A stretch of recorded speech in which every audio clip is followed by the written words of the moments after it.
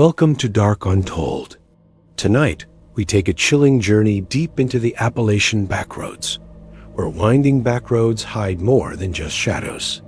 These are the places locals warn you never to drive alone after dark roads where whispers of tragedy linger, where phantom lights follow your car, and where the line between folklore and reality disappears. Buckle up and keep your eyes on the rearview mirror as we uncover 10 disturbing Appalachian backroads horror stories that may forever change the way you travel these forgotten paths. They say if you're caught on the Appalachian Trail crossroads in Virginia after midnight, you should never stop walking, ever turn your head, and above all, never answer when you hear your name called. I didn't believe it at first. I thought it was just another backwoods legend, the kind of story hikers swap over campfires to make the night seem wilder. But now, after what I saw, I know those warnings aren't just stories. They're survival rules written in whispers and fear. My name is Aaron Caldwell. I'm 36 years old, born and raised in Charlottesville, and I've been a weekend hiker most of my life. Nothing extreme, just enough to shake off the routine of my job as a high school history teacher. In early November last year, I set out to hike a stretch of the Appalachian Trail near Damascus, Virginia. The air was crisp, the leaves were fire red and gold, and the sky carried that gray autumn weight that made everything feel quiet and watchful. I planned to cover just under 10 miles and camp near a known crossroads where several smaller trails intersect the main path. It's a place locals call the Rider's Fork. The name never meant much to me, just a rustic nickname for a clearing in the woods, but I'd heard stories growing up. My grandfather used to mutter about it, saying men on horseback were sometimes heard there long after the trail had gone silent. He'd shake his head, eyes far away, and say, "They're still riding, Aaron. They never stopped." I pitched my tent before dusk, built a small fire, and heated up a can of chili. The woods were alive with the usual sounds: owls calling, the scurry of small animals in the leaves, but there was also a strange stillness underneath it all. It was like the forest was holding its breath. The smell of wood smoke and damp earth clung to me, and I remember thinking how lonely the night felt without other campers around. Around 10 p.m., I crawled into my tent, zipped the flap, and lay listening to the fire crackle low outside. Sleep came in fragments. At some point, I woke to the distant sound of hooves. At first, I thought I was dreaming. Horses didn't belong out there, not on those trails, especially not at night. But the sound came again, a steady clop, clop, clop, like iron shoes striking stone. My blood went cold. I held my breath, straining my ears. The sound grew louder, closer, until I could feel it in my chest, like a drumbeat reverberating through the soil. Mixed in with the hooves came the jingle of metal spurs, maybe, or chains, and then the low murmur of voices. Not clear enough to understand, but rough, old, like the cadence of men who'd been riding together a long time. I wanted to unzip the tent, peek out, tell myself it was just hunters or riders passing through. But something in me, the same instinct that keeps a rabbit frozen when a hawk passes overhead, kept me still. My grandfather's warning echoed in my mind. Never stop, never turn, never answer. The hoofbeats slowed outside the tent. My heart hammered so hard, I thought the sound would give me away. I could hear the snort of horses, hot breath steaming the cold air, and then silence. A silence so deep it rang in my ears. And then a voice called my name. Aaron. Drawn out, low, gravelly, like it came from a throat filled with dust. I clenched my fists, nails digging into my palms, and squeezed my eyes shut. My rational mind screamed at me. It had to be a trick of exhaustion, some half-dream, but every instinct in my body knew it was real. The voice came again, closer this time, curling around the nylon walls of the tent. Aaron Caldwell. I didn't move, didn't breathe. Outside, I heard the creak of leather saddles, the restless scrape of hooves against the earth. More voices joined in, layered whispers, murmuring words I couldn't understand.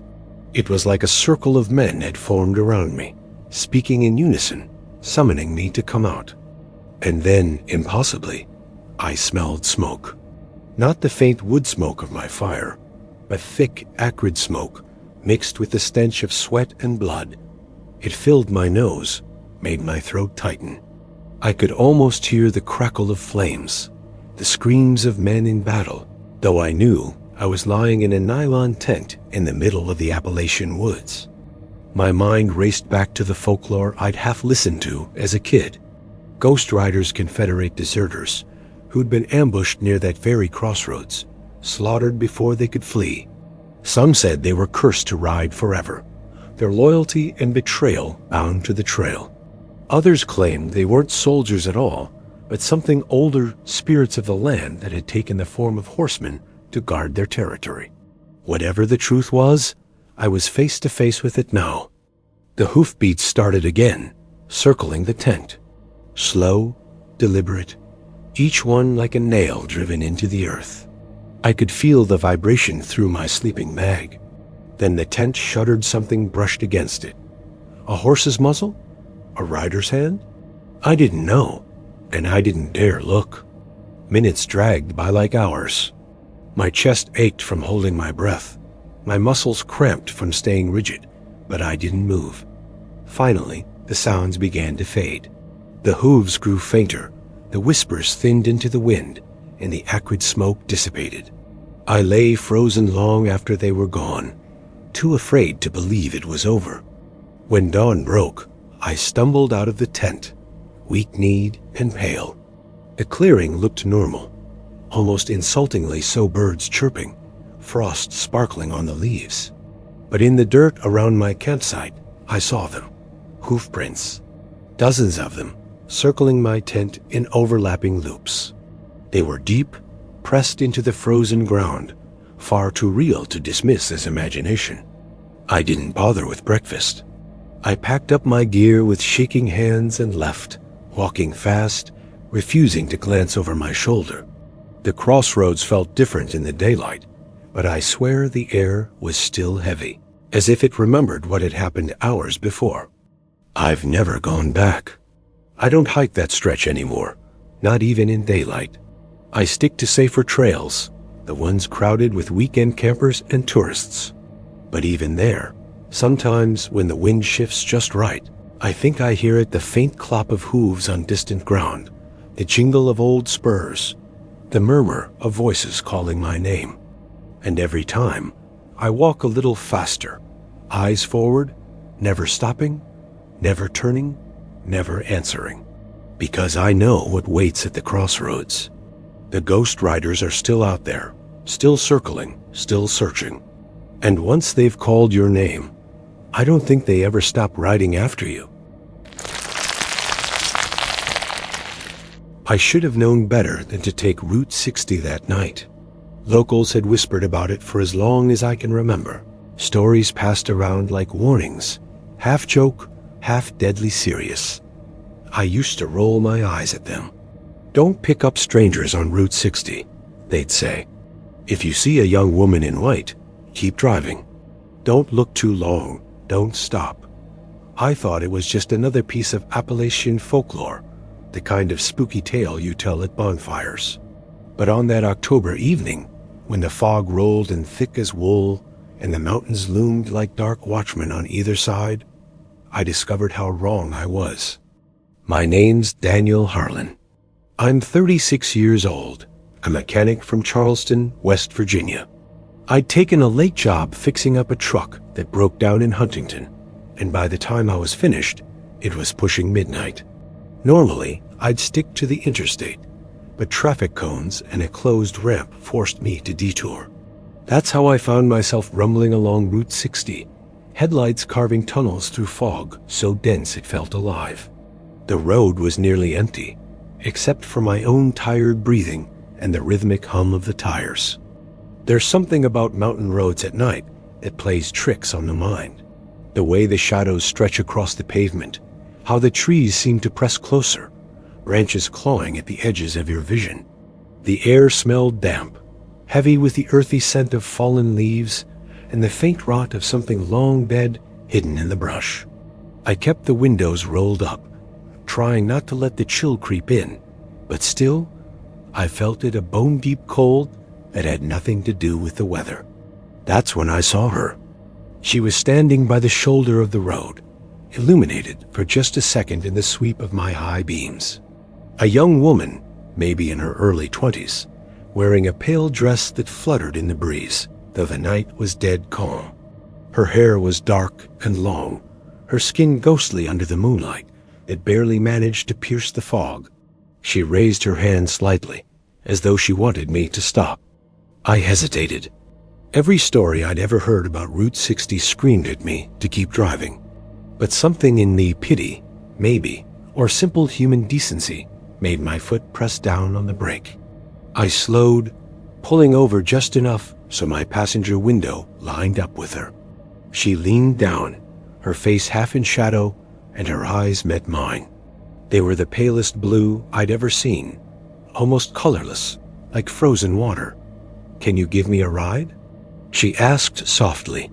Her voice was calm, but there was a strange echo to it, as if it came from far away. I swallowed hard. "Where to?"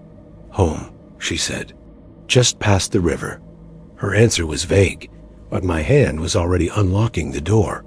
She slid into the seat beside me, bringing with her a wave of cold so sharp it prickled my skin. She folded her hands neatly in her lap, her gaze fixed on the windshield. I pulled back onto the road, trying to ignore the way my heart hammered in my chest. We drove in silence for several miles. Every so often, I snuck a glance at her. She didn't look like a hitchhiker. Her dress was too clean, too old-fashioned, almost like something out of a bygone era.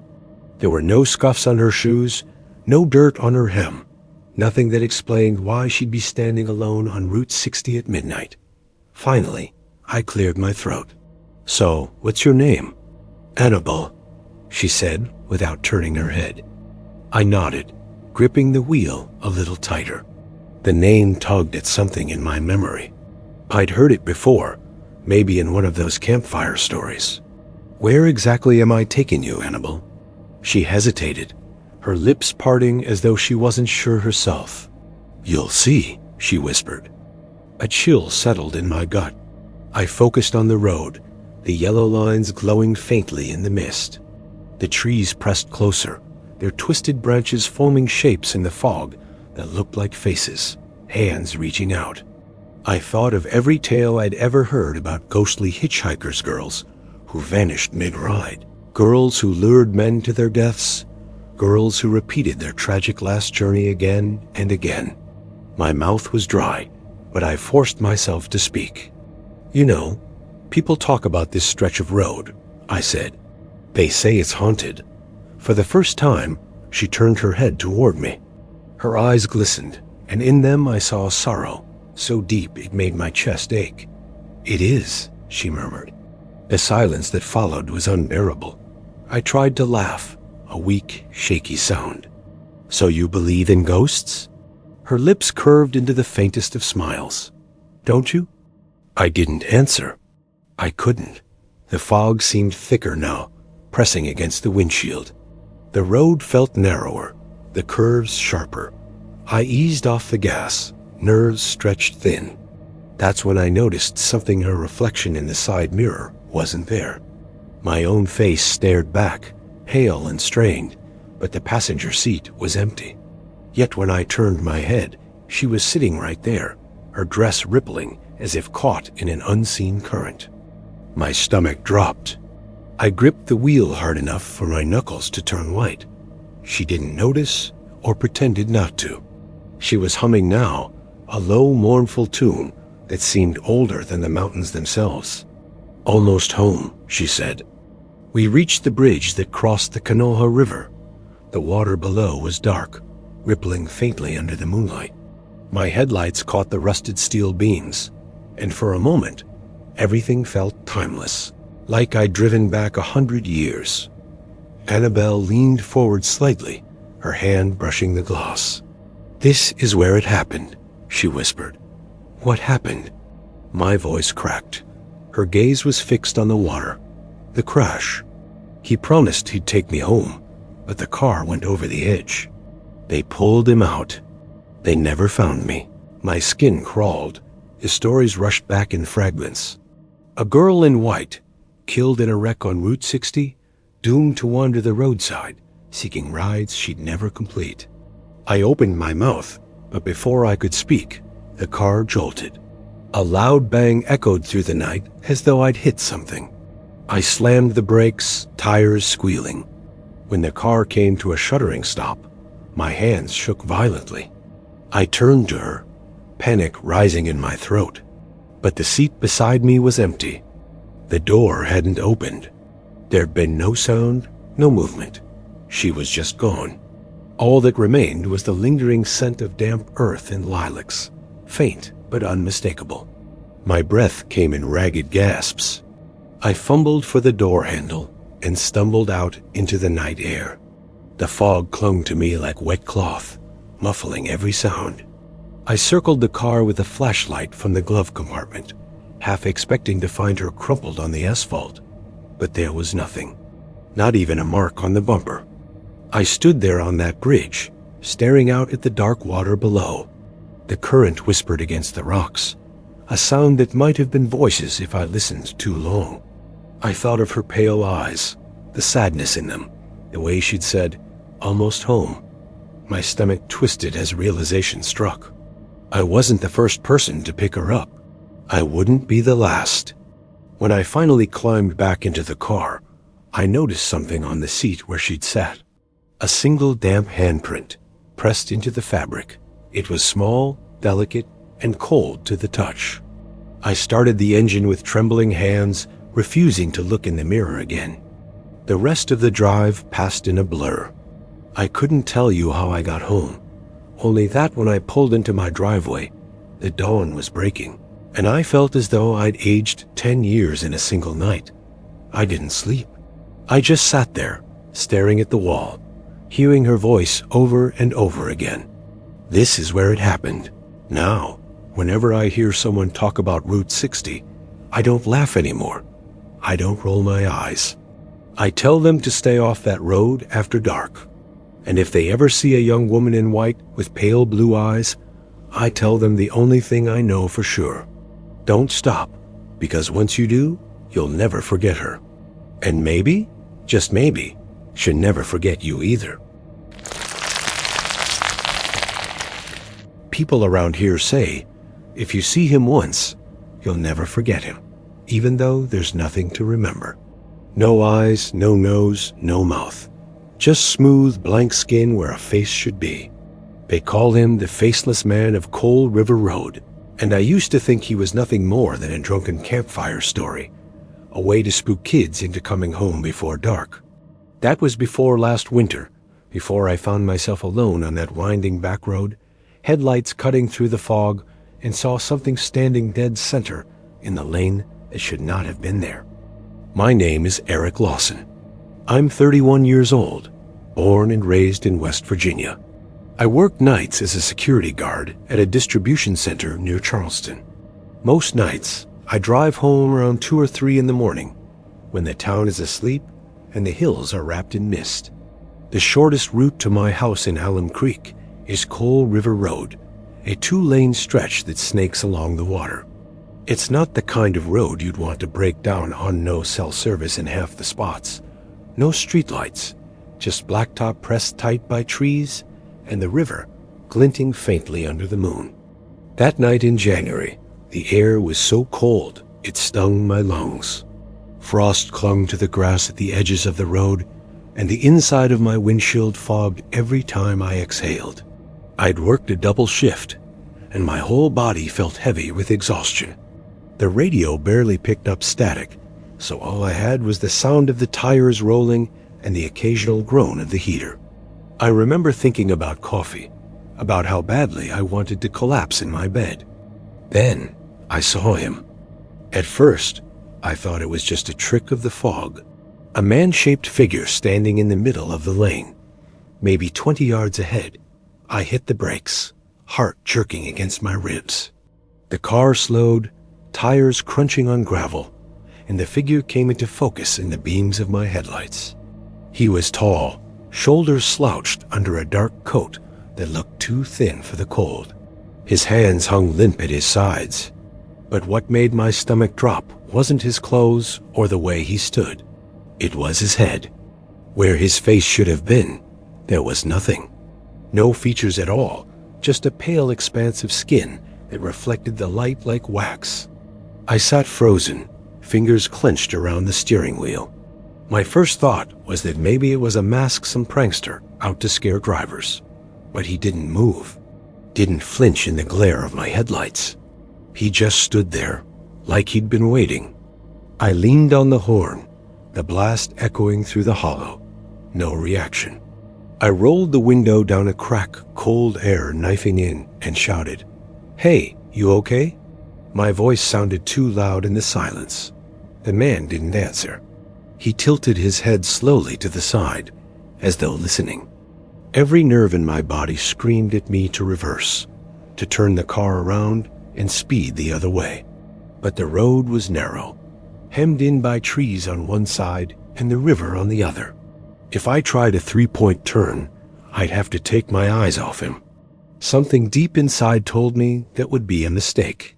I gritted my teeth, pressed down on the accelerator, and inched forward. The headlights spilled over him, and for the briefest moment, I could see more clearly. His skin wasn't smoothed, rippled faintly, like water disturbed by a stone. And though he had no eyes, I swear I felt him looking at me, cold and invasive, as though he could see straight through bone and flesh into something raw. I swerved at the last second, pulling the car to the left to avoid hitting him. When I glanced in the mirror, the road behind me was empty. No man, no shadow, just fog curling in the beams of the taillights.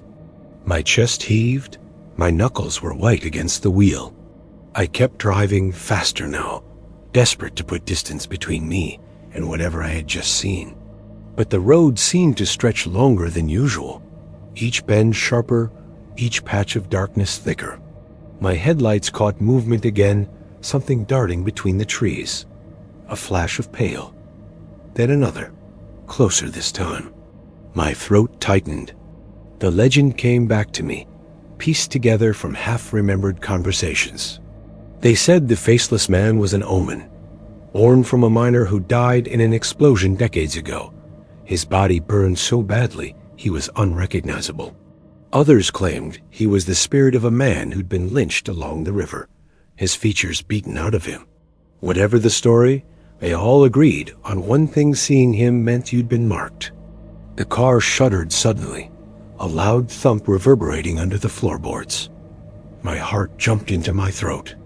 It felt like I'd hit something, but when I glanced around, there was no carcass, no debris, just the road stretching endlessly ahead. I gripped the wheel tighter, pulse roaring in my ears. Then, out of the corner of my eye, I saw him again. Not on the road this time, but running alongside the car, his long legs keeping pace with unnatural ease. His blank head turned toward me, neck craning at an impossible angle. I slammed the gas pedal, the engine whining as the speedometer climbed. Trees whipped past in a blur, but he didn't fall behind.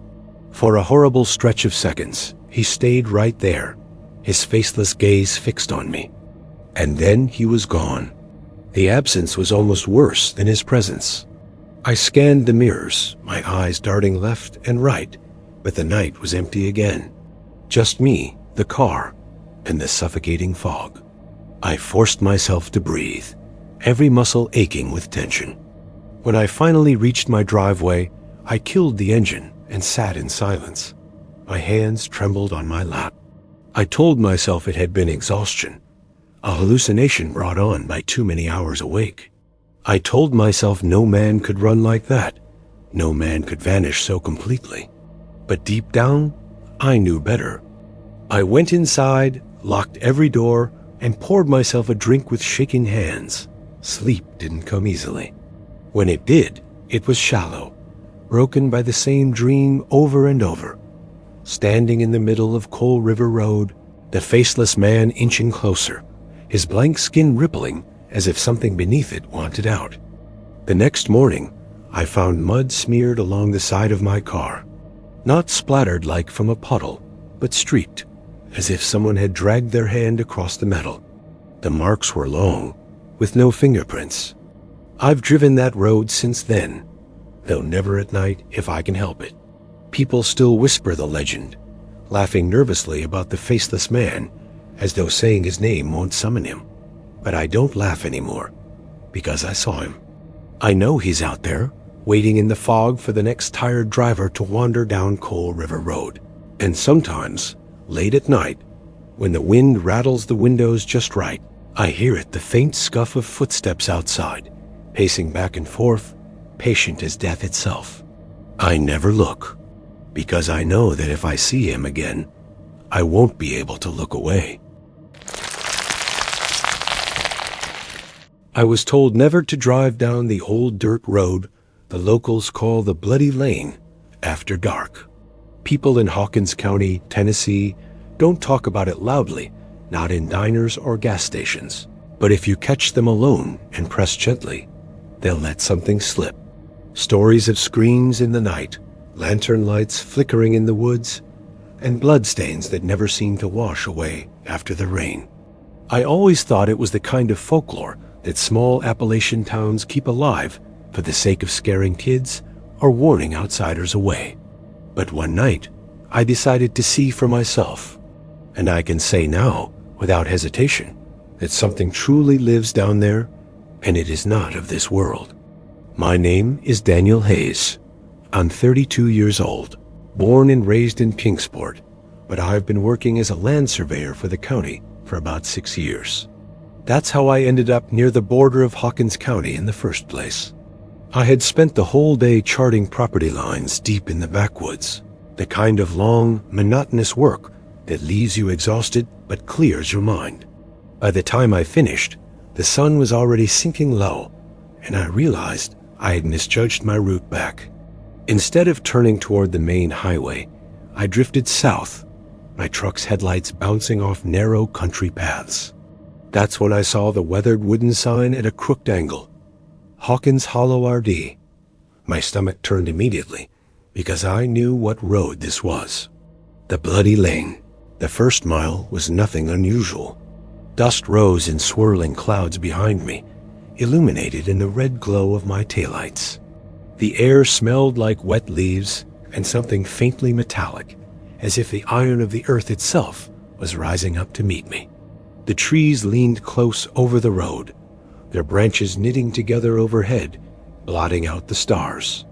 I rolled down the window, and the cicadas that had been deafening earlier in the evening were now gone, replaced by a silence so deep it pressed against my ears.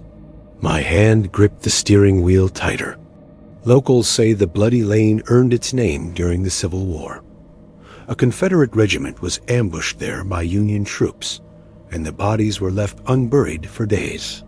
The dirt road supposedly soaked in their blood, staining it permanently.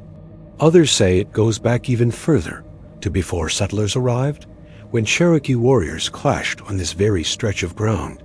The story I'd heard most often, though, was about the Hawkins County massacre in the 1890s, when a band of highwaymen killed an entire traveling family, parents, children, even their livestock, before setting fire to the wagons. They say the screams of those children still echo in the trees.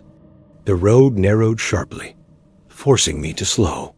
That's when I noticed it, the faint glimmer of red, almost like fresh blood, smeared across the dirt in my headlights. My first thought was that it was some kind of mineral in the soil. But when I leaned closer, I swear it looked wet, glistening in a way dirt never should. I drove forward slowly, my tires crunching over it, and a sickening shiver ran through me, like I just crushed something alive. Another 100 yards ahead, a shape appeared in the beams of my headlights. At first I thought it was just fog rolling off the hills, but then it shifted, thick and white, clinging low to the ground. My truck's lights sliced through it, and that's when I saw them figures. Dozens of them. Pale, blurry shapes, lined up on either side of the lane like soldiers waiting to march. My heart slammed against my chest. They didn't move, didn't breathe, just stood there. I slowed almost to a crawl, but when I blinked, they were gone. I told myself I was tired, that my eyes were playing tricks, but the air was colder now, and a sour stench filled the cab like rot and gunpowder. I tried rolling the window up, but the crank stuck halfway. That's when I heard it a low moan, stretched and broken, drifting from the woods. It didn't sound like an animal. It sounded human. My mind screamed at me to turn around, to back out the way I came, but the road was too narrow. The only way out was forward. I pressed the gas, my headlights catching glimpses of old fence posts rotted and broken, the bones of farmland long abandoned. The moaning grew louder, closer, until it was all around me, echoing through the trees. Then, without warning, something slammed against the side of my truck. I nearly drove off the road. My head snapped to the left, and there it was, a hand, pressed against the driver's side window. The skin was pale, stretched thin, the fingers long and crooked, nails yellowed like old bone. But what froze me wasn't the hand. It was the absence of a face behind it. A shadow of a man, tall and broad-shouldered, but where features should have been eyes, nose, mouth, there was nothing. Just smooth skin, like wax melted over a skull. I screamed and hit the gas. The truck lurched forward, bouncing violently over ruts and rocks. I didn't care. I just needed to get out. The faceless thing didn't chase me, but I kept feeling it, as if it was running alongside, unseen but always present.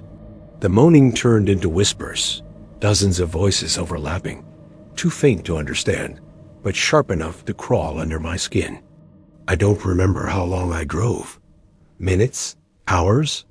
Time felt strange on that road.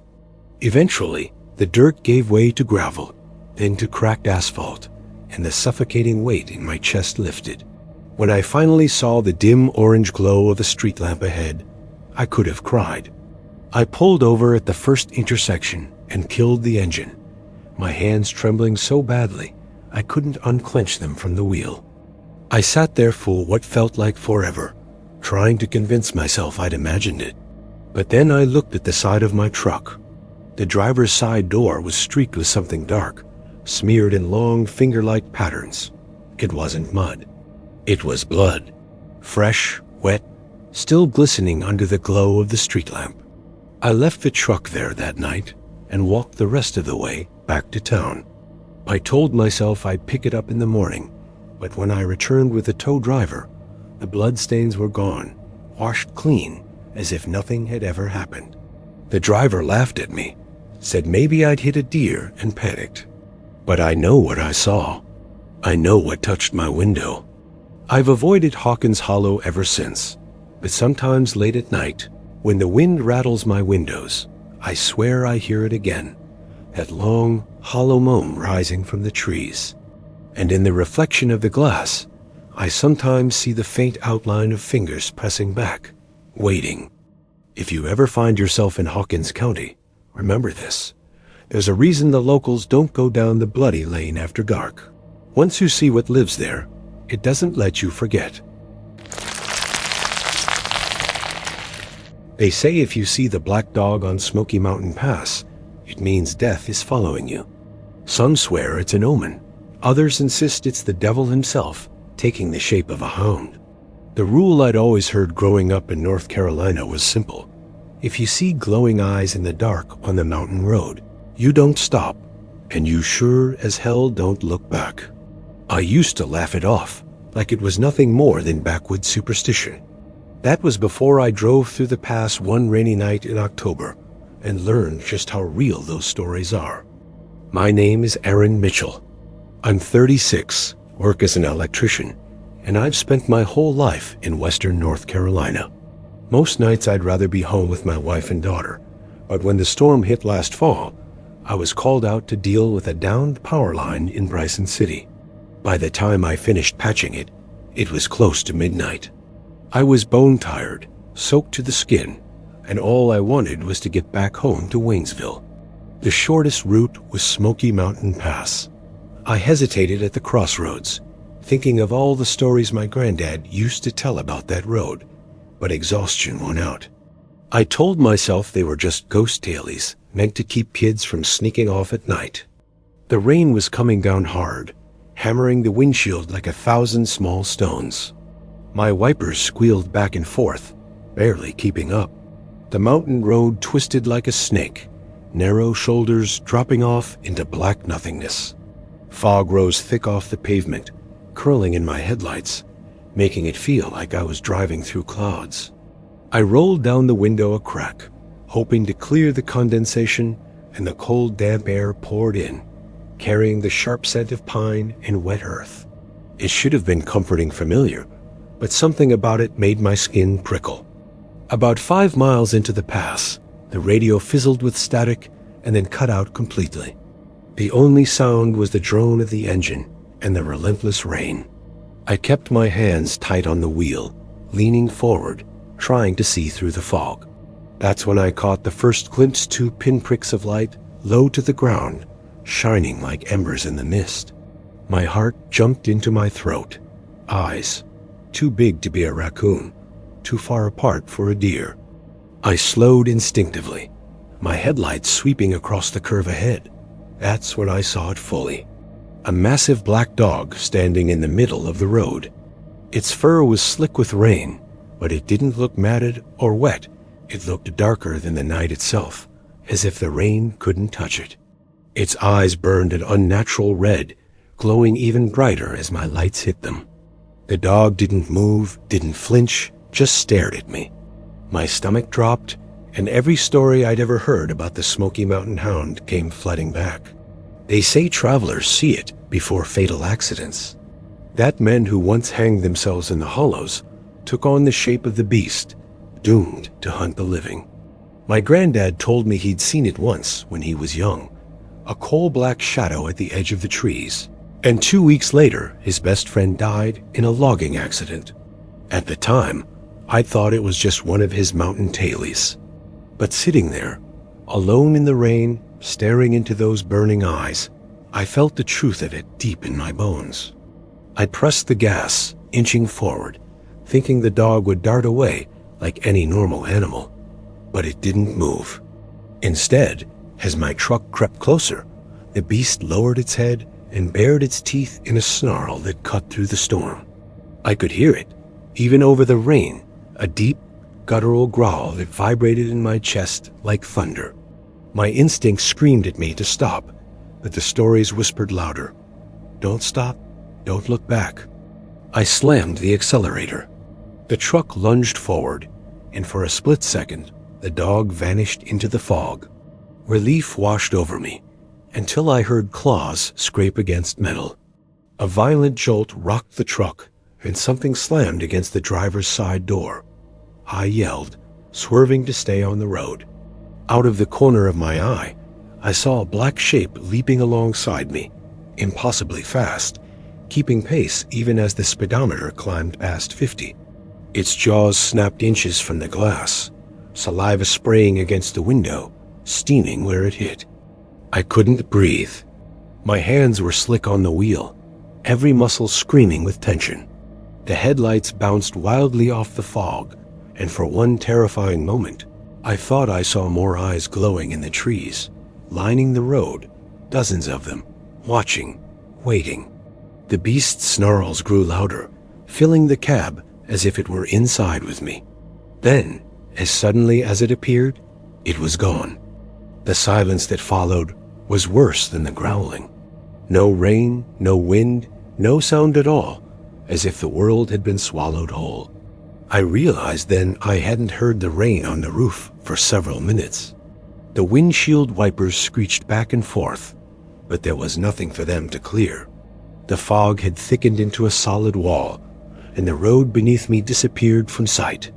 My heart pounded so hard, I thought it would burst. I slowed to a crawl, trying to see when I caught a shape moving in the mist ahead. At first, I thought it was a man walking in the road, but as the fog parted, I saw the truth. The dog stood there again, larger now, impossibly tall, its shoulders nearly level with the hood of my truck.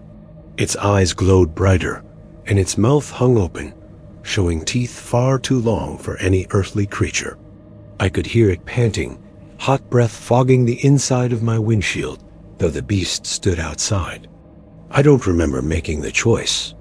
All I know is my foot hit the gas again, and I tore forward blindly. The truck roared, the wheels spun, and for a second, I thought I felt the bumper collide with flesh and bone. But when I looked back just for a heartbeat, the road behind me was empty. No dog, no eyes, nothing but endless fog. By the time I burst out of the pass and onto the main highway, the rain had returned, pounding so hard it nearly drowned out my sobs of relief. I didn't stop until I was home, pulling into the driveway shaking so badly I could barely put the truck in park. My wife came out onto the porch, worried, asking what happened, but I couldn't speak. I just pointed at the side of the truck. 3 long claw marks were gouged deep into the metal of the driver's side door, cutting through paint and steel as if it were nothing. Rainwater ran through the grooves, dripping like blood. We stood there in silence, both of us too afraid to touch it. The next morning, the marks were gone. Not faded, not rusted gone, like they'd never been there at all. My wife says I was exhausted, that I imagined the whole thing. But I know what I saw. I know what followed me through the Smoky Mountain Pass. And sometimes, when I drive at night, I catch a glimpse in my rear view mirror, 2 red eyes glowing faintly in the distance, keeping pace no matter how fast I go. They say the black dog doesn't just warn of death, it delivers it. I don't know if that's true, but I do know this. The next time I see those burning eyes in the dark, I won't be coming back. There are some roads in Kentucky you just don't drive after midnight. Every county has its stories. Ghost lights, wandering hitchhikers, strange figures seen in the woods. But in the rural hollows where I grew up, one legend was darker than the rest. Folks whispered about the phantom hearse that haunted the backroads, a shadowy carriage pulled by black horses that carried the souls of the doomed. The old rule was simple. If you see headlights behind you late at night and they belong to a hearse, don't stop, don't pull over, and don't let it catch you. Most people I knew swore it was just a campfire tale, a way of scaring teenagers into getting home before curfew. But I learned the hard way that some stories in these hills aren't just stories. My name's Matthew Clark. I'm 42 now, but this happened to me when I was 24, working nights at a warehouse just outside Lexington. The shifts were long, the pay was barely worth it, and the hours meant I was usually driving home well past midnight. I lived out in Estill County then, in a rented farmhouse at the end of a gravel road that twisted through woods and farmland. It was quiet living, but it also meant that most nights, my drive home was lonely 30-5 miles of dark country lanes with nothing but deer, raccoons, and the occasional trucker for company. It was late October, one of those nights where the fog clings low to the ground, so thick it looks like smoke rising from the earth. The moon was hidden behind clouds, and the world felt swallowed up in gray. My headlights cut only a narrow tunnel through the mist, and I gripped the wheel tighter than usual, my eyes scanning for deer. The warehouse clock had read 2:13 when I clocked out. By the time I reached the stretch of road near Red Lick Creek, it was 2:30. That's when I saw the lights. At first, I thought it was just another car cresting the hill behind me. 2 pale beams pierced through the fog, steady, unblinking. I remember feeling a flicker of relief. At least I wasn't the only one out there. But the relief didn't last. Something about the lights was wrong. They were too far apart, too high off the ground, like lanterns swinging from some invisible perch. And they didn't bounce the way headlights usually do on a rough road. They floated, smooth and steady, gaining on me faster than they should have. I pressed the gas a little harder, my old Chevy rattling as it picked up speed. The lights followed. My stomach tightened. I glanced at the speedometer 55-60. On those winding backroads, that was pushing it. But still the lights came closer, their glow burning through the fog. That's when I remembered the stories my grandmother used to tell. The phantom hearse rides in silence, she'd said. You won't hear an engine. You'll just see the lights, and if it pulls alongside you, that's the end. I'd laughed as a kid, but now, with the hair on my arm standing on end, the memory didn't seem funny anymore. I rolled down the window a crack, straining to hear. Nothing. No hum of tires on asphalt, no growl of an engine. Just the soft hiss of fog and the faint rattle of tree branches in the wind. My heart thudded in my chest. The lights were close now, far too close. Against every instinct, I looked in the mirror. For a split second, I saw it. A long black hearse, its polished surface gleaming as if wet, pulled by two massive horses that glowed faintly in the dark. Their hooves struck sparks against the pavement, though I couldn't hear them. The driver sat tall in the front, cloaked and faceless, his head bowed like a man at a funeral. I jerked my eyes back to the road, gripping the wheel so hard my knuckles ached. My breathing was shallow, ragged, every muscle in my body tight as wire. The hearse was behind me, keeping pace no matter how hard I pressed the gas. The fog seemed to thicken with each turn, curling against my windshield, hiding the road until I was nearly blind. I muttered a prayer under my breath, words I hadn't said since I was a boy in church with my grandmother. The road bent sharply left, and I took it too fast, my tires skidding on the slick pavement. The truck fishtailed, gravel spitting out from under the wheels.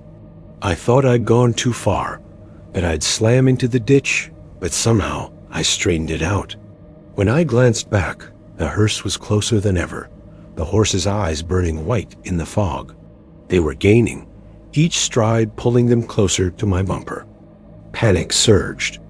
My chest burned, and sweat rolled cold down my back, despite the chill in the air.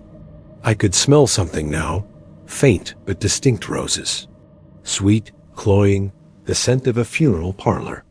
It filled the cab, coating my tongue, choking me. I gagged, trying to roll down the window further, but the crank stuck halfway. The smell only grew stronger, mingling with the metallic tang of fear in my mouth. I don't remember making the decision. I just knew I couldn't let it catch me. Up ahead, I saw the old gravel turnoff for a logging road, barely visible in the mist.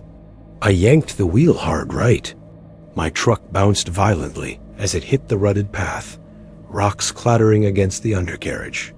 Dust and fog billowed around me, and for a moment, the lights disappeared.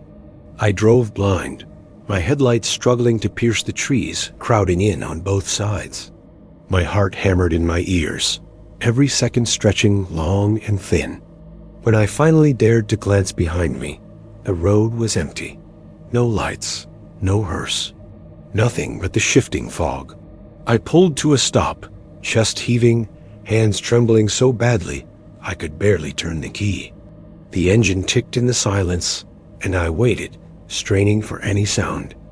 After what felt like hours, but must have been minutes, I turned the truck around and crept back toward the main road. My nerves screamed at me to stay hidden, but I couldn't sit there forever. When I emerged from the turnoff, the back road was empty. The fog had thinned, the night air cool and damp. The scent of roses was gone. It was as if nothing had happened at all.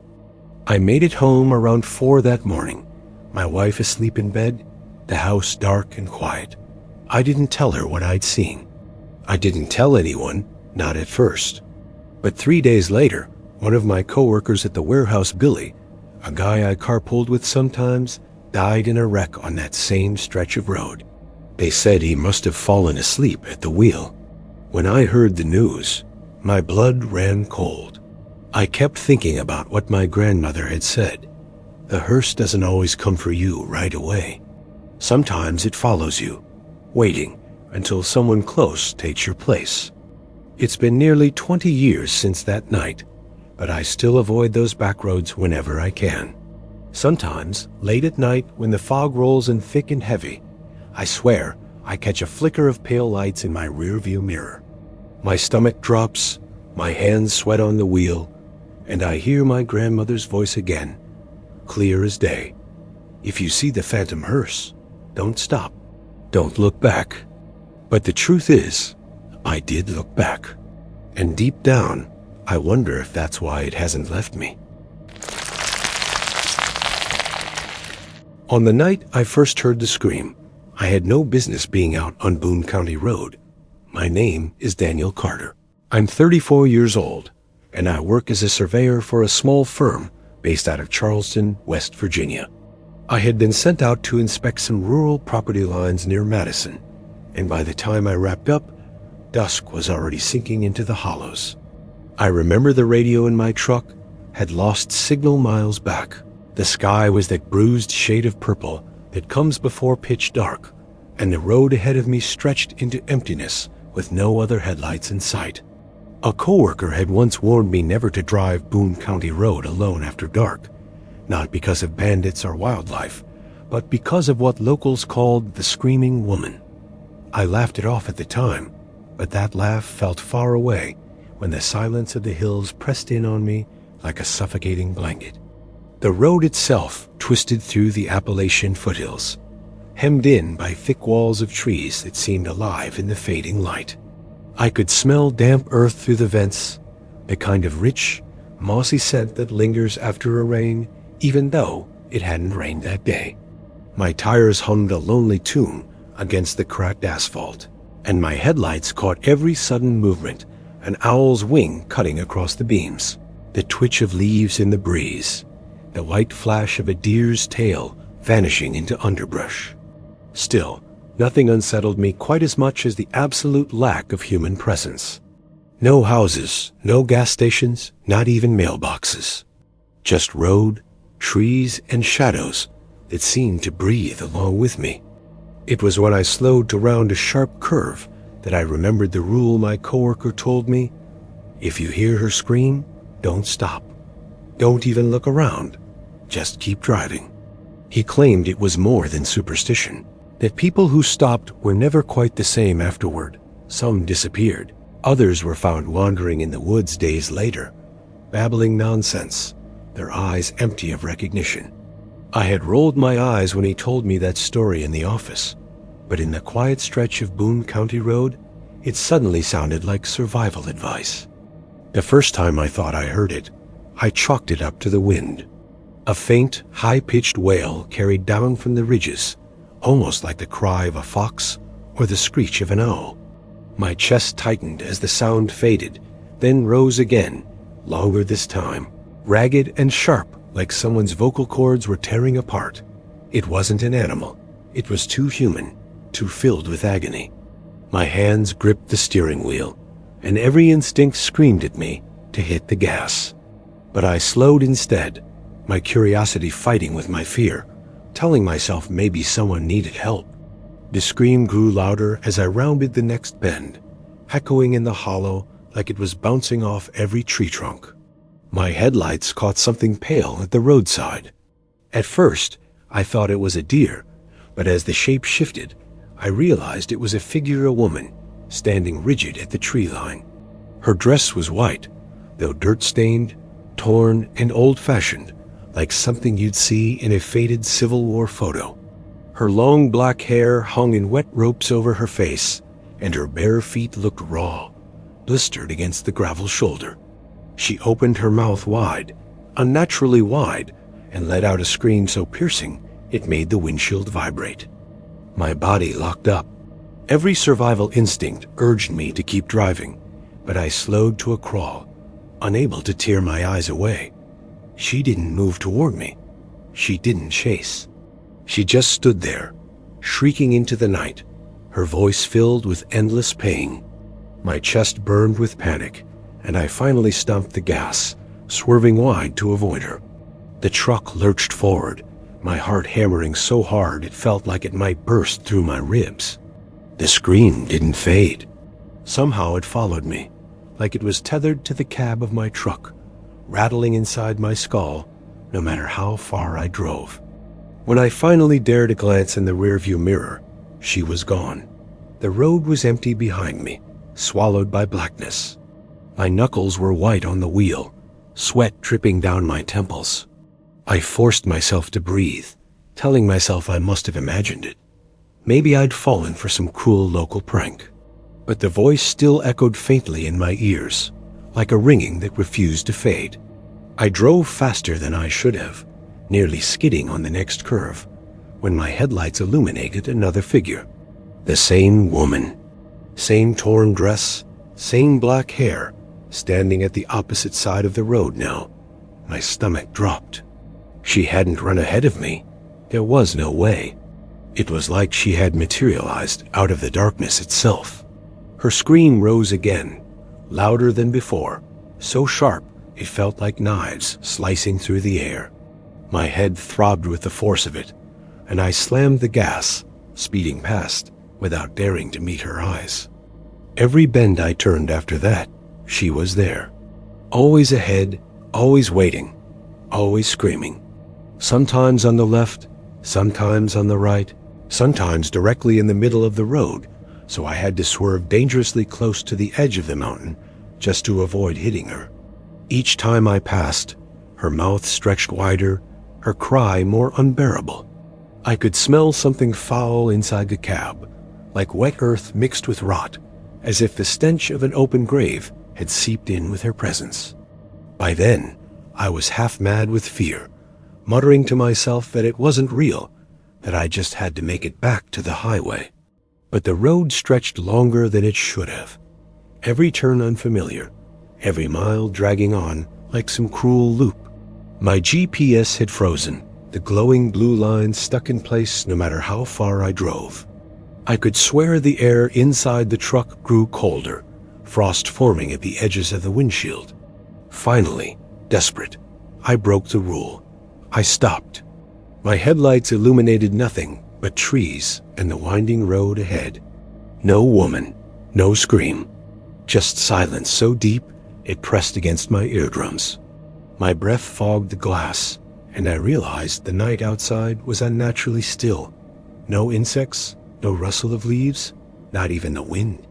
My heart pounded as I whispered, "Hello? Do you need help?" My voice sounded pathetic, swallowed instantly by the dark. That's when she appeared, not from the road, but in the passenger seat beside me. I hadn't seen her enter. One moment the seat was empty, the next it was filled with that pale, ragged woman.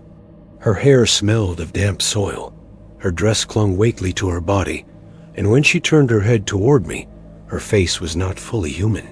The skin was gray, split down the middle, eyes sunken into black pits. Her mouth opened wide, impossibly wide, and the scream she unleashed was not just a sound but a force. It filled my chest, tore at my lungs, and made my vision white out at the edges. I couldn't move. I couldn't breathe. All I could do was listen. The next thing I remember, I was waking up in my truck, parked on the shoulder of Boone County Road as dawn broke. Birds were chirping, the forest alive again, sunlight piercing the mist between the trees. My hands shook as I turned the key, and the engine roared back to life. My phone lit up with dozens of missed calls. It was nearly 10 in the morning. Somehow, hours had passed, though I could only account for minutes. I drove back to Charleston in silence, the scream still echoing faintly in my ears like tinnitus. Later, when I told a local about what happened, he just gave me a grim look and said I was lucky. According to him, the screaming woman is the ghost of a mother who died in childbirth during the late 1800s. Her cries said to echo eternally through the hills. Some say she's searching for her lost child. Others believe she lures travelers off the road and into the woods to share in her torment. Whatever the truth, those who see her are marked, destined to hear her screams again and again until the day they die. Even now, weeks later, I still wake in the middle of the night to that same blood-curdling wail, ringing in my ears as if she's right outside my bedroom window. No one else in my neighborhood hears it, just me. Sometimes I wonder if I should go back to Boone County Road, if facing her again would end it. But deep down, I know the truth. Once you hear the screaming woman, she never lets you go. And I fear, one night soon, I won't wake up in my bed at all. I'll wake up back on that road, her scream filling my lungs until nothing of me remains. I've always believed that certain roads remember the things that happened on them. Asphalt holds more than cracks and tire marks. It carries echoes of what's been left behind. Roan Mountain Road in Tennessee is one of those places. I didn't know it when I first set my tires on its winding curves, but I know it now, and if you're smart, you'll think twice before ever driving it after dark. My name is Daniel Hargrove. I'm 33, a delivery driver based out of Johnson City, and I've run routes across eastern Tennessee for nearly a decade. Long shifts, lonely highways. It's the life I chose. I've seen plenty of deer dart across the road, drunks stumbling out of bars, even the occasional black bear pawing through garbage bins on the roadside. But none of those things prepared me for what I experienced last October on Roan Mountain Road. It was a job like any other. I picked up a late-night drop for a client just across the state line in North Carolina. The quickest route back home was through Roan Mountain. I'd driven it before, usually during the day, when the scenery, thick woods, jagged ridges, and those endless rolling hills looked postcard perfect. But at night, that road changes. The trees loom like skeletal fingers, shadows coil in the corners of your headlights, and the silence presses down until your ears ring. The first thing I noticed that night was how empty the road felt. It wasn't unusual traffic thins out late, but there was a heaviness in the air, like the whole mountain had gone still. I rolled down my window to get some fresh air and instantly regretted it. The scent was strange, damp earth, like freshly dug soil, but with something sour beneath it, almost like meat left out too long. I rolled the window back up and told myself it was just roadkill nearby. About 5 miles in, I remembered a story my grandfather used to tell. He was from a small town near Roan Mountain, and he warned me as a kid, don't linger on that road at night. There's something that follows travelers, something older than the pavement. I laughed it off back then, thinking it was just mountain folklore, like the tales of witches in the hollers, or the Cherokee legends of the Raven Mocker. But driving alone, past midnight, with the trees closing in, his words slipped back into my mind, like a whisper I didn't want to hear. The curves got tighter as I climbed higher, and the mist thickened. It wasn't the soft kind of fog you get in the valleys. This was dense, gray, and clinging, swirling in my headlights like smoke. Every turn felt like plunging into a wall of it, and my knuckles tightened around the wheel. Then, just at the edge of my high beams, I saw it, a figure standing on the shoulder of the road. I tapped the brakes, heart thudding. It looked like a man, tall, shoulders slumped, dressed in something dark that bled into the fog. For a second, I thought maybe it was a stranded hiker on mountain, draws plenty of them. But as I got closer, I realized the figure wasn't moving, not shifting weight, not lifting a hand, not even breathing, as far as I could tell. I slowed to a crawl. The figure stood with its back to me, head tilted slightly to the side, like it was listening to something in the woods.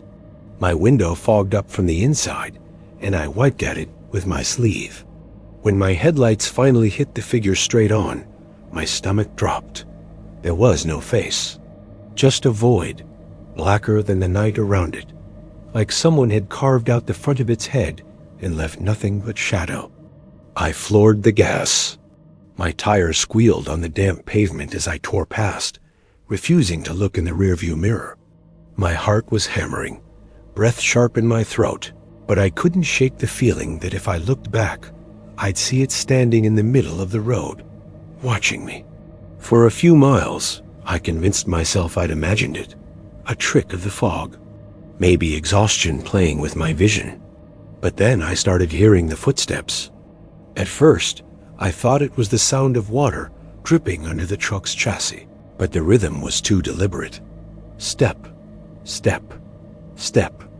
They matched the speed of the truck, as though someone was walking right alongside me, keeping pace no matter how fast I drove.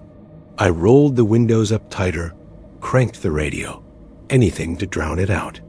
But between the static and the hum of the engine, the footsteps pressed on, steady and slow. Then came the whispers. It started faint, like the rustle of wind through dry leaves. But soon I could make out words, though I wish I hadn't. My name, clear as day. A man's voice, low and guttural, whispering, "Daniel," from somewhere just behind my seat. My whole body went rigid. The cab of the truck felt ice cold, my breath visible in the air, even though the heater was blasting. I gripped the wheel so hard my palms ached. "You're tired," I told myself. "You're hearing things. Keep driving." But the whispers didn't stop. They grew louder, more insistent, repeating my name, sometimes stretching it out into a long, rasping hiss. At one point, I forced myself to glance in the side mirror. I wish I hadn't. Behind me, in the thin reflection of the rear cargo lights, was that same faceless shadow, perched on the back bumper like it had been there all along. Its head tilted to the side again, like it was studying me. I nearly swerved off the road. My vision tunneled, and all I could do was keep my eyes forward, praying the road would end, praying daylight would break. I sped faster than I should have on those curves, the truck rattling, tires threatening to lose grip. The footsteps kept pace. The whispers never let up. Finally, I saw the old wooden sign that marked the end of the mountain stretch. Relief washed over me until I blinked, and it was gone. Just empty fog and endless blacktop ahead. My chest tightened. I knew that sign was supposed to be there. I'd seen it countless times, but it was as if the road had stretched itself, trapping me in some looping purgatory. I don't know how long I drove like that, minutes, hours, it all blurred. My body felt heavy, my eyelids drooping, but the fear kept me awake. The shadow behind me grew clearer in the mirrors, like it was leaning closer, closer, until I swore I felt cold breath brushing the back of my neck. And then, just as sudden as it began, it ended.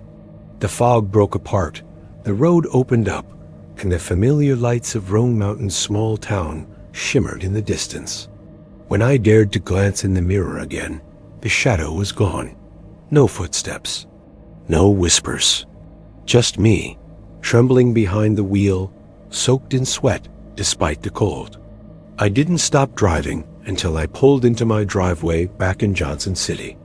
I stumbled inside, locked every door, and sat in silence until dawn painted the windows. My reflection in the glass looked pale, hollow-eyed, older somehow. Since that night, I've refused every route that takes me near Roan Mountain after dark. My boss thinks I'm superstitious, maybe even lazy, but I don't care. Some roads remember, some roads keep secrets. And Roan Mountain rode well. I think it doesn't just remember. It hungers. Even now, weeks later, I sometimes wake in the middle of the night, certain I hear those same footsteps pacing outside my window. Slow, deliberate, waiting. I try to tell myself it's just my imagination, but deep down, I know better. Once you've been marked by what lurks on Roan Mountain Road, I don't think you ever truly leave it behind.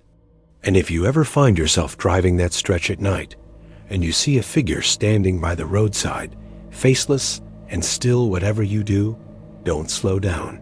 Don't look. Don't listen. Because once it knows your name, there's no escaping the shadow. If you ever find yourself driving Old Stone Road in North Carolina after midnight, there's one rule locals will tell you. If you see a woman in white standing by the roadside, do not stop. No matter how desperate she looks, no matter how much your conscience screams at you to help, you must keep going. They say those who don't end up joining her and her lover in their endless tragedy. I thought it was nothing more than small-town superstition, the kind of story whispered to keep kids from sneaking out at night. But after what I experienced last fall, I know better now. My name is Michael Dawson. I'm 39 years old, a mechanic from Hickory, and I've driven hundreds of backroads across North Carolina for work and for late-night trips home. I've always liked quiet routes, the ones where you barely pass another car for miles. But quiet isn't always safe. Sometimes it means you're alone with things that shouldn't be there. Old Stone Road taught me that lesson the hard way. It was a cold night in November. I'd been visiting a buddy who lived out past Granite Falls, and by the time I left his place, it was already close to midnight. The quickest way back home cut through Old Stone Road, a narrow, twisting stretch that wound through dense woods and patches of abandoned farmland. I'd never minded driving it before. Sure, it was dark and rough in spots, but it saved me almost 20 minutes compared to the highway. The first sign something was wrong came when I rolled down my window to shake off the drowsiness. The air that rushed in was bitter, colder than it should have been, with the faintest scent of flowers sweet and wilted, like funeral lilith left too long in a vase. I frowned, rubbed my eyes, and told myself I was just imagining it. But a knot had already formed in my stomach. The moon hung low that night, barely visible through the trees, and my headlights seemed swallowed by the darkness ahead. As I rounded a bend, I noticed movement by the shoulder of the road. My pulse jumped. A figure stood there slim, dressed in something pale that shimmered faintly under the beams. I slowed down without meaning to. It was a young woman, her hair long and dark, her dress white as bone. She was barefoot, standing on the gravel, one hand lifted as though to flag me down. Her face... God, her face was the kind that makes you feel like you've seen her before, even when you haven't. Beautiful, but unbearably sad. I gripped the wheel tighter.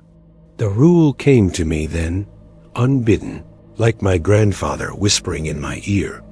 Never stop for the woman in white on Old Stone Road. Every local knew the story. Two young lovers from the 1920s, Sarah and Thomas, had planned to elope, meeting secretly along the old stone wall that once lined the road.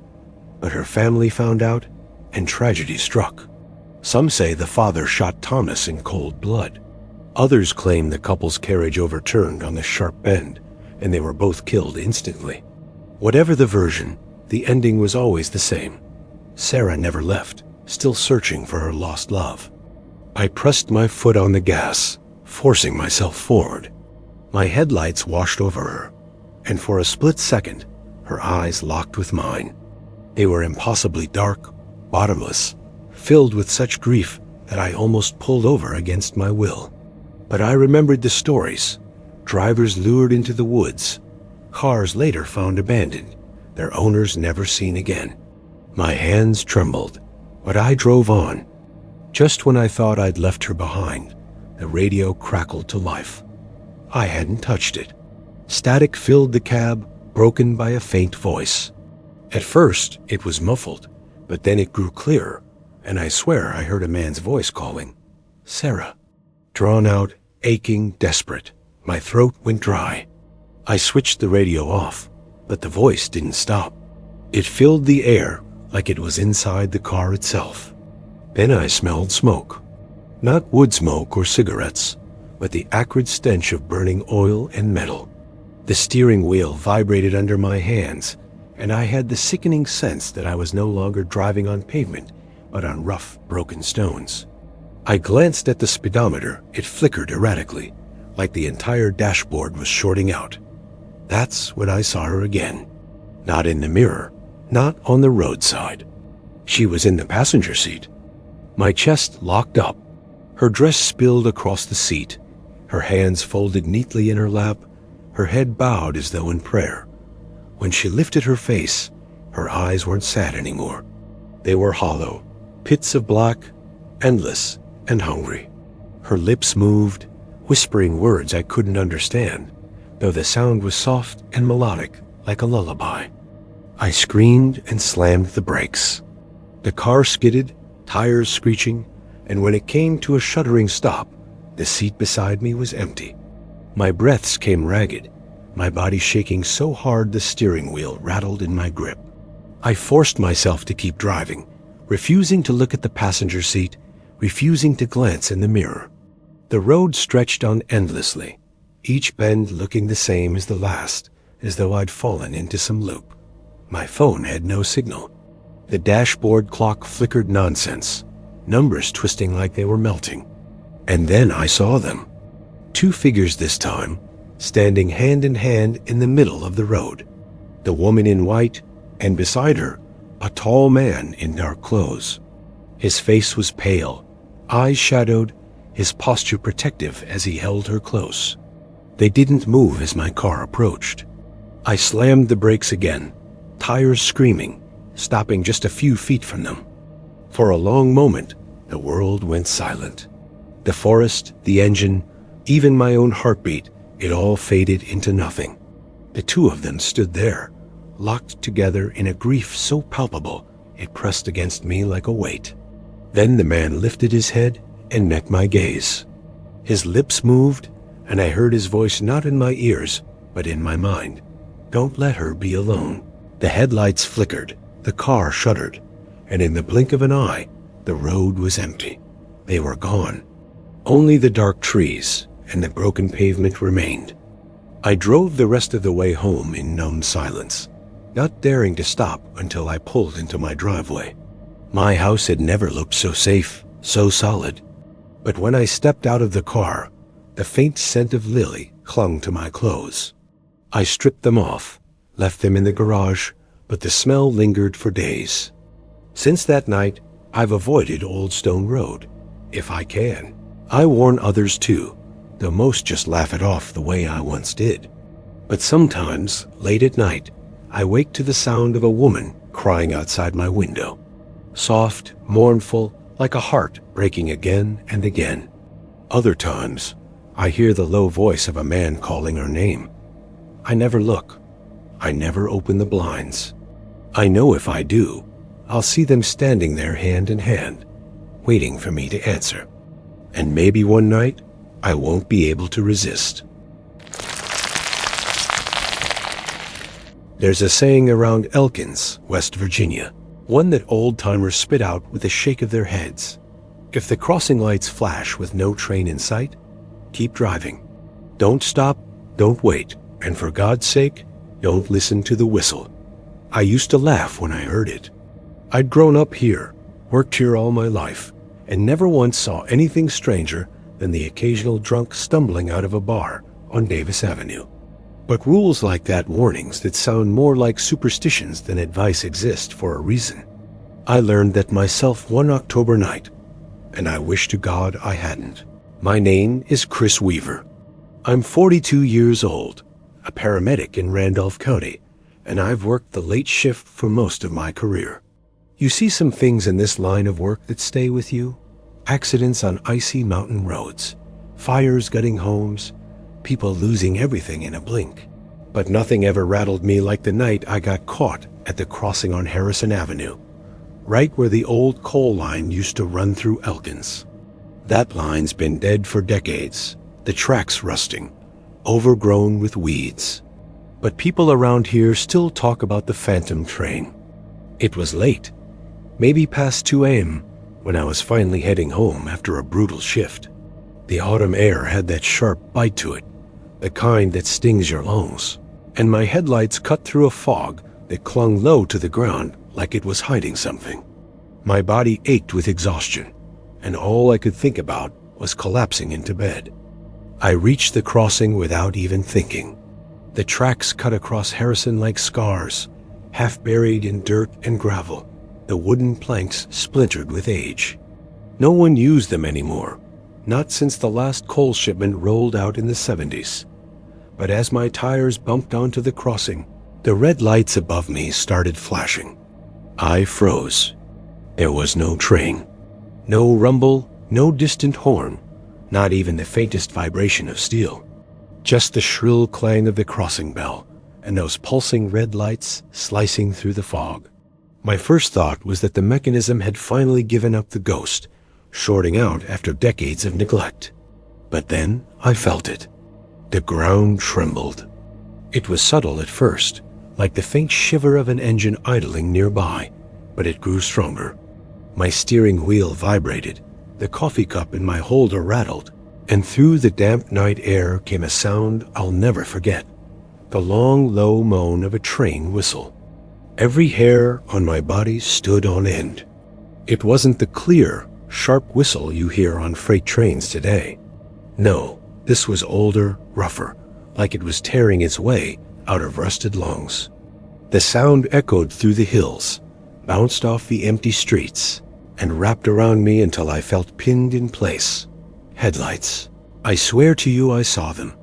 Two burning orbs of light cutting through the fog down the line, growing brighter, bearing down fast. My instincts screamed at me to drive, but my limbs refused to move. My mind fought itself. The line is abandoned. There's no train. You're exhausted. You're hallucinating. But my gut knew better. Something was coming. As the lights drew closer, I caught shapes in the glow cars. Coal cars rattling one after another, their black hulks towering above me. But they weren't solid. They flickered, transparent, like images burned into film. I could see the skeletal outline of the wheels, sparks flashing from axles that no longer existed. The smell hit me next, burning coal and hot iron mixed with something sourer, older, the stench of smoke and charred wood. And then I saw them. Faces, pressed against the grimy windows of the cars, pale and hollow-eyed, mouths open in silent screams. Men in miners' caps, their features smudged with soot. Women in torn dresses, clutching children to their chests. Dozens of them, all staring out as the phantom train thundered past. Their eyes locked onto mine, pleading, condemning. I couldn't tell which. I slammed my eyes shut and gripped the wheel so hard my knuckles cracked. My whole body shook with the force of the train that shouldn't exist. The whistle screamed again, so close I swore it split my skull. And then silence. When I opened my eyes, the road was empty. No lights, no train, no trembling earth.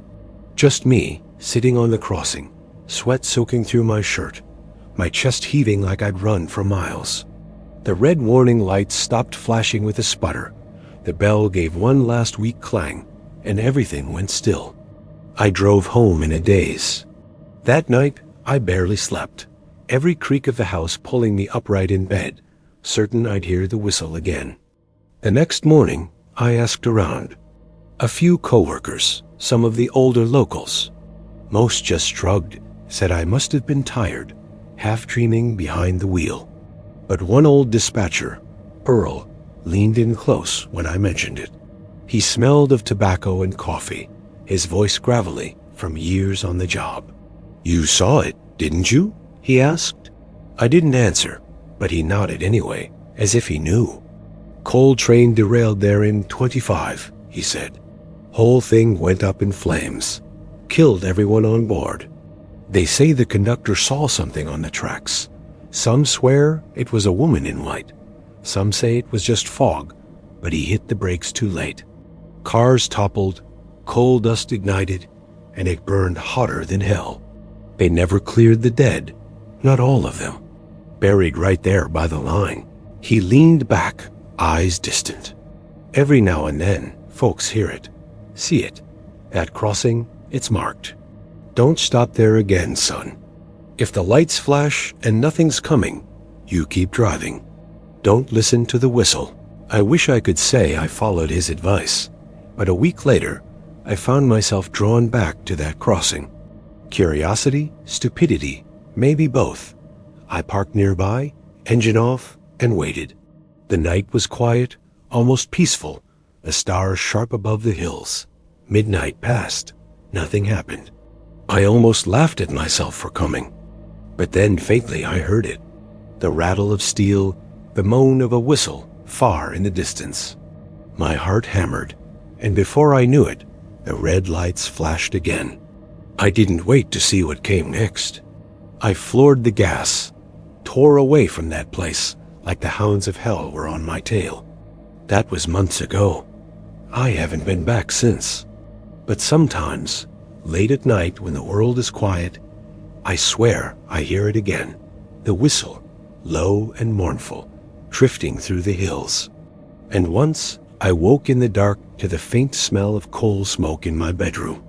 I don't know what the phantom train of Elkins wants.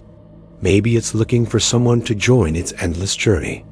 Maybe it's reliving its tragedy over and over, trapped in fire and steel.